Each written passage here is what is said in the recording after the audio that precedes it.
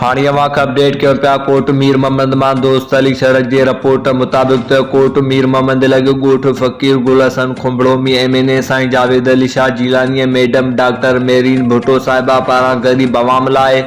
2 ॾींहं मुफ़्त medical camp लॻाई वई, जंहिंमें बुखार, मलेरिया, ख़ारिश, टाइफाइड ॿियनि केतिरनि बीमारियुनि जा मरीज़ 2 ॾींहंनि अंदरि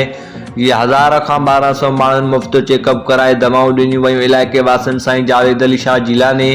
अदी मेरीन साहिबा खे जसु ॾींदे लख थोरा पिणु मञा खुंबड़ा ॾेपर लाखा चाचड़ ॿियनि केतिरनि क़ौमुनि जे माण्हुनि एक्टिवी 5 न्यूज़ मीडिया जे नुमाइंदे सां ॻाल्हाईंदे ॿुधायो त अगरि जे हिन महिल ताईं जेको कोट मीर मोहम्मद शहर खे कमु मिलियो आहे, पोइ रोड हुजनि या रस्ता हुजनि, मेडिकल कैंपियूं हुजनि या राशन टेंट तरपालू हुजनि, नौकरियूं हुजनि या CC बेराक ड्रेनेज सिस्टम हुजे,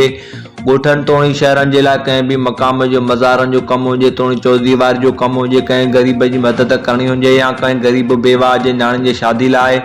लखें रुपयनि जो ख़र्चु ॾियणो हुजे, ॻोठ तोड़ी शहरनि में स्कूलनि, कॉलेज हुजे या अस्पताल हुजे, ही सभु अमली कमु हिकु वाहिद पार्टी कमु कंदी आहे, पाकिस्तान पीपुल्स पार्टी। वधीक कोट मीर मोहम्मद शहर जे अवाम एक्टिवी 5 न्यूज़ मीडिया सां ॻाल्हाईंदे ॿुधायो त